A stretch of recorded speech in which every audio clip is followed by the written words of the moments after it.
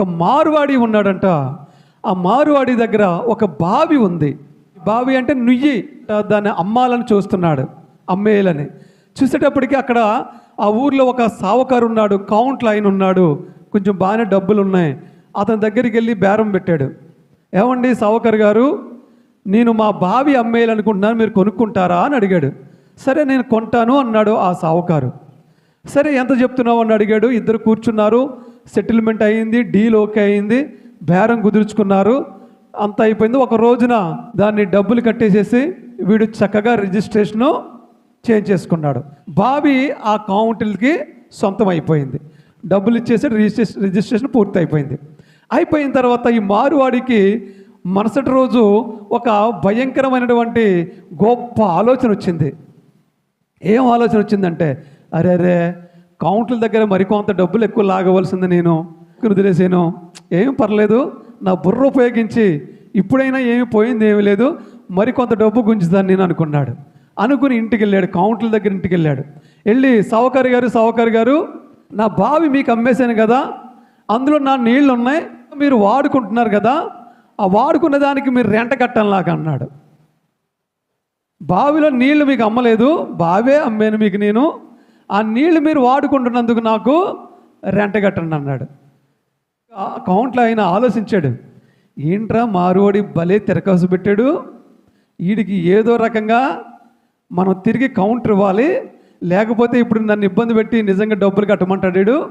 బావి అమ్మేనుగా నీళ్ళు అమ్మలేదు అంటున్నాడు, నీళ్ళేమో నేను వాడుకోవాలంటే డబ్బులు కట్టాలంటున్నాడు, నీళ్ళ కోసమే కదా బావి కొన్నాను నేను, ఇప్పుడు ఏం చేయాలని ఆలోచించి వెంటనే కౌంటర్ ఇస్తాడు. ఏమని అంటున్నాడంటే, నిజమేనండి మారువాడి గారు, నేను మీ దగ్గరికి వద్దాం అనుకుంటున్నాను, ఎందుకంటే బావి నాకు అమ్మేశారు కానీ నీళ్ళు నాకు అమ్మలేదు మీరు, కాబట్టి మీరు తొందరగా నీళ్ళు ఖాళీ చేసేసి నా బావి నాకు ఇచ్చేయండి అన్నాడు. మీరు తొందరగా మీరు నీళ్ళు ఖాళీ చేసి నా బావి నాకు ఇచ్చేయండి అన్నాడు. అని ఒకవేళ మీరు లేటు చేస్తే మీ నీళ్లు నా బావిలో ఉంటున్నాయి కాబట్టి ఎన్ని రోజులు మీ నీళ్లు నా బావిలో ఉంటే అన్ని రోజులు నాకు తిరిగి రెంట కట్టండి అన్నాడు. దేవునికి స్తోత్రం, హల్లెలూయా. ఇప్పుడు ఏమైంది? మారువాడి బుర్ర పట్టుకున్నాడంట. అరే నేను వీడి దగ్గర ఎక్కువ డబ్బులు లాగాలని వచ్చాను, వీడు నాకంటే తెలివైనడు రా బాబు, ఇక్కడ నుంచి జాయిగా జారుకుంటాం మంచిదని వాడు ఏం చేశాడండి, జాయిగా వెళ్ళిపోయాడు అంతే. దేవునికి స్తోత్రం, హల్లెలూయా. కొంతమంది మన దగ్గరికి వస్తారు, అపవాది పిల్లలు వస్తారు, మన దగ్గరికి వచ్చి మనకి చాలా తెలివిగా మనల్ని బుట్టలో పాడాలని చూస్తారు. అప్పుడు మనం ఏం చేయాలండి, ఆ సావుకారులాగా సరైన సమాధానము చెప్పాలి. అప్పుడే మనము వాటి నుండి తప్పించుకోగలుగుతాం. దేవునికి మహిమ కలుగునుగా. ఎంత తెలివిగా సమాధానం ఇచ్చాడు చూడండి.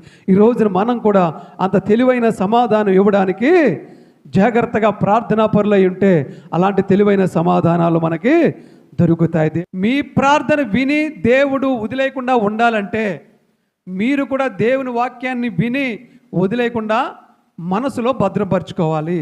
దేవునికి మహిమ కలుగునుగాక.